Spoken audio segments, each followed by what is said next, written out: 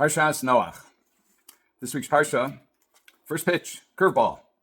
Let's read it. Pasuk, this is Perek Vav, Pasuk Tes, very first verse of this week's Parsha. It's chapter 6, verse 9. Ele toldos Noach. These are the generations of Noach. Noach ish tzadik. Noach was a righteous man. Tomim hayav b'dorasav. He was perfect or complete or whole in his generations. Es ha'elokim hisalech Noach. Noach walked with God for his generations. Oh, it's in the next verse. Next verse is Yud. That's verse 10. Vayoled Noach shlosh avonim. And Noach begat 3 sons, as Shem, as Chom, ves Yafes. Shem, Chom, and Yafes. So, why does the Torah interrupt itself? Ele toldos Noach. And then, instead of saying Shem, Chom, and Yafes, it interrupts itself, it appears, to say that Noach was a righteous man. And he was complete in his generation. It's especially puzzling when you consider that this is not where he's being introduced. He's actually introduced in the very last verse of the previous Parsha, in Parshas Bereshis, Perek Vav, Pasuk Ches. That's 6:8. It says, after saying that God was unhappy with the way that the behavior of the people had degenerated to the point that it was consumed, that the people's thoughts were consumed with doing bad things, and God said, I'm going to destroy the entire world. And it says, V'Noach matzachein b'nei Hashem. This is Pasuk Ches. Noach found favor in God's eyes. So then, describe Noach. So then say, Noach, he's tzaddik. Noach was a righteous man. Tamim hayav b'dorasav. He was complete in his generation. He walked with God. And then say, Ele toldos Noach. These are the generations, or the descendants.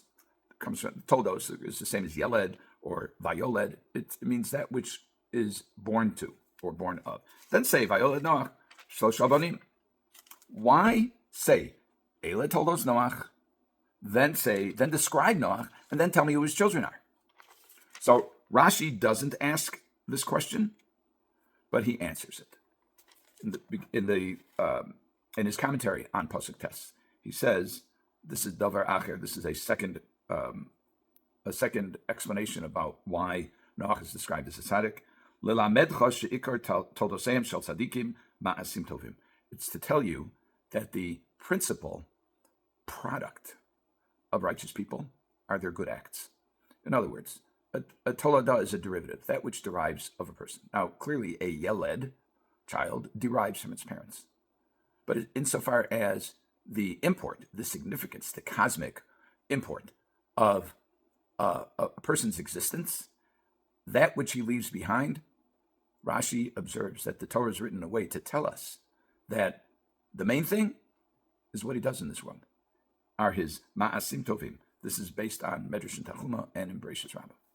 So when we look at it in this way, what we're saying is, last verse of last week's Parsha, Noach matzachein b'nei Hashem, v'Noach matzachein b'nei Hashem, and Noach found favor in the eyes of God. Why? Ele toldos Noach. These are his offspring. This is what came from Noach.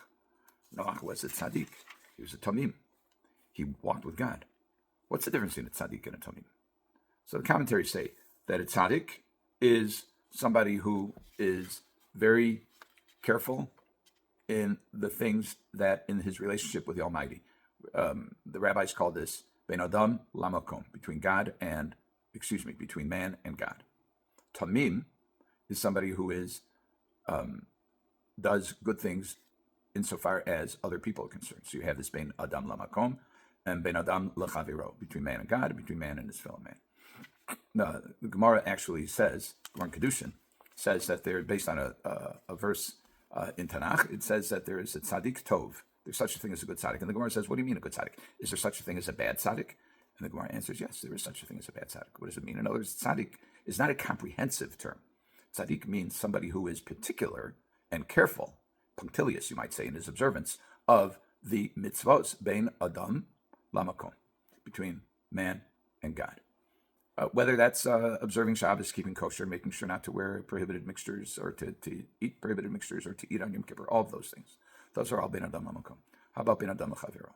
Ben adam l'chaviro, not to steal, not to murder, not to commit adultery, not to gossip, speak evil of someone, to be considerate of somebody else's feelings, not to say something that hurts somebody else, to return lost objects, etc. Those are all ben adam l'chaviro. So, at least according to this reading, a tzaddik tamim is somebody who's good, both with the Almighty and with his fellow man.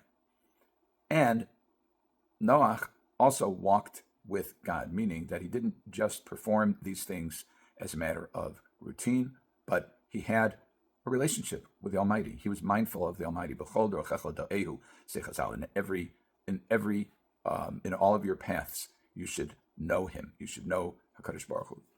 And the Rambam says that knowing God, Yisod Haisodos v'Amar Chachmas is the very first halach in the Rambam. Leidash Yeshal Matzu Rishon is to know that there is a first being, and that is the Almighty. And Rav Yosef Dov Soloveitchik comments, and he says he does not believe that it means that we are required, that every Jew is required to engage in philosophical inquiry about the existence of God. He says that's not, it's being mindful of God at all times. And Noach was mindful of God. And as a result, he was a tzaddik tamim who walked with God.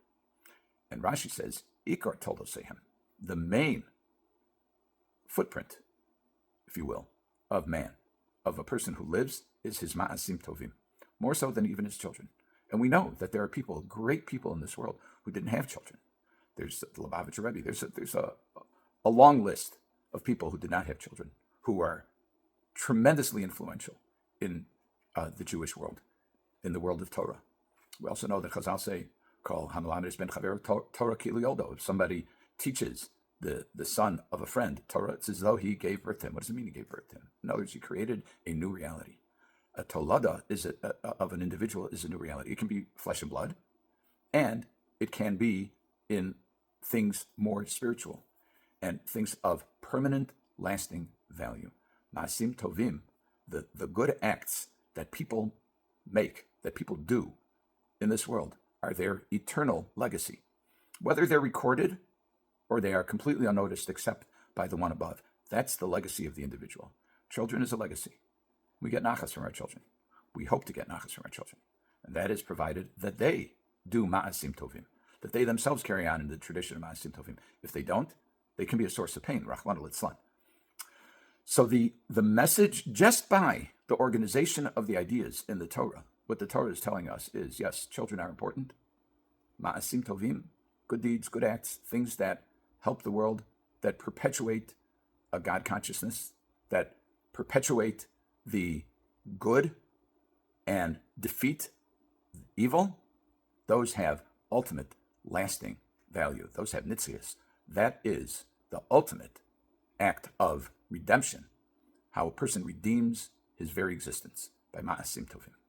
Have a good Shabbos.